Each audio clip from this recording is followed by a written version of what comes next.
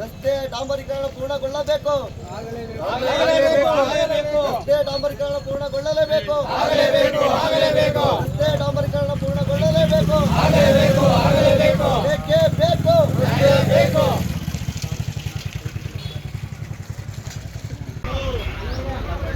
ಆಟಗಳೆಲ್ಲ ಓಡ್ತಾವಲ್ಲ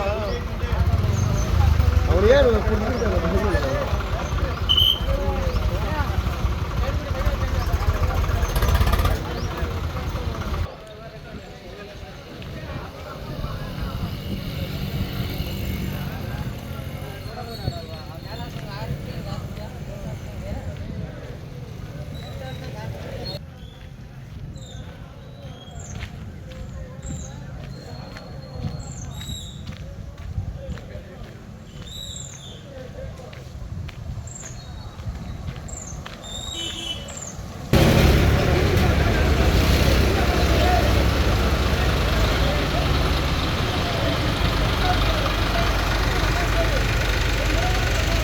ಗುಂಡಿಗಳು ಎಲ್ಲಿದೆ ಏನು ಇದೆ ಅಂತ ಕಾಣಿಸ್ತಾ ಇಲ್ಲ. ಅಷ್ಟು ಪ್ರಾಬ್ಲಮ್ ಆಗಿದೆ. ಇದ್ರ ಬಗ್ಗೆ ನಾವು ಮಾಹಿತಿ ತಾಲೂಕು ಆಫೀಸರ್ ಕೊಟ್ಟರು, ಏನೋ ಇದುವರೆಗೂ ಮಾಹಿತಿ ಇಲ್ಲ. ಏನೇ ಒಬ್ಬರು ಈ ಸತ್ರ ಒಬ್ಬರು ಬಂದೋಣ ನೋಡ್ತಾರೆ, ಸುಳ್ಳು ಹೋಗ್ತಾರೆ, ಬಿದ್ದರೆ ಇದ್ದ ಹೇಳ್ತಾರೆ ಹೋಗ್ತಾರೆ. ಬಟ್ ಸಾಯ್ತಾರೆ ಬಂದು ಸಾರ್ವಜನಿಕರು. ಈ ಮಾಲೀಕರು ಬರ್ತಾರೆ, ಎಷ್ಟು ಗಾಡಿ ಅಂತ ಗೊತ್ತಾಗಲ್ಲ.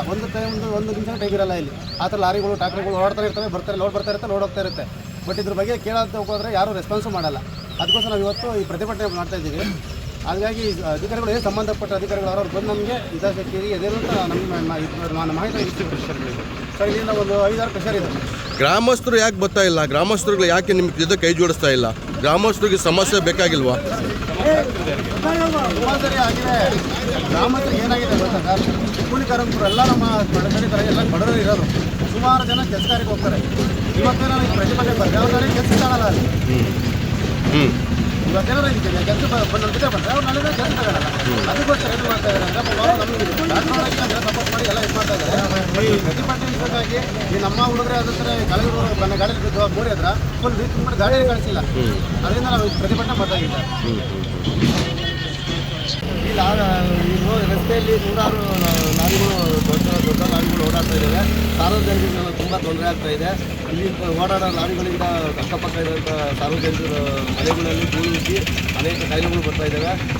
ರಸ್ತೆಯಲ್ಲಿ ಓಡಾಡುವಂಥ ವಿದ್ಯಾರ್ಥಿ ಮಕ್ಕಳುಗಳು ಅಪಘಾತ ಸಂದರ್ಭಗಳು ಕಾಣ್ಬೋದು. ಹೀಗಾಗಿ ಇದನ್ನು ತಡೆಯಬಿಟ್ಟು ಇದನ್ನು ರಸ್ತೆನ ಅಂದರೆ ಇದು ಸಾರ್ವಜನಿಕರಿಗೆ ತೊಂದರೆ ಆಗದಂಗೆ ಹಿತಾಸಕ್ತಿಯನ್ನು ಕಾಪಾಡಬೇಕು. ಎಲ್ಲಿಂದ ಎಲ್ಲಿಗೆ ಸಮಸ್ಯೆ ಆಗಿದೆ ರಸ್ತೆ ನಿಮ್ಮದು? ರಸ್ತೆ ಬುಕ್ಪಟ್ಟಣದಿಂದ ಜಂಪೇಳಿ ಕೈಮಾರದವರೆಗೂ ಈ ವ್ಯಾಪ್ತಿಯಲ್ಲಿ ಯಾರ್ದು ಲಾರಿಗಳು ಓಡಾಡ್ತವೆ? ಎಷ್ಟು ಲಾರಿಗಳು ಓಡಾಡ್ತವೆ? ಲಾರಿಗಳು ಪ್ರೆಷರ್ ಲಾರಿಗಳು 4 ಲಾರಿಗಳು, ಹೆಬ್ಬಾಕ ರವಿ, ಬಾವಿಕಟ್ಟೆ ನಾಗಣ್ಣ, ಗ್ಯಾಸ್ ಬಾಬಣ್ಣ, ಇನ್ನೂ ಯಾರು ಒಂದು ಅಷ್ಟು ಲಾರಿಗಳು ಓಡಾಡ್ಗಳು ಇದ್ದಾವೆ. ಪ್ರೆಷರ್ಗಳು ಇರೋದ್ರಿಂದ ಜಾಸ್ತಿ ಅವಳಿ ಜಾಸ್ತಿ ಆಗಿದೆ.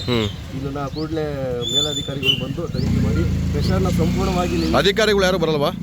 ಅಧಿಕಾರಿಗಳು ಯಾರು ಬರ್ತೀನಿ ಅಂತ ಹೇಳ್ತಾರೆ. ಮನವಿ ಕೊಟ್ಟಿದ್ವಿ.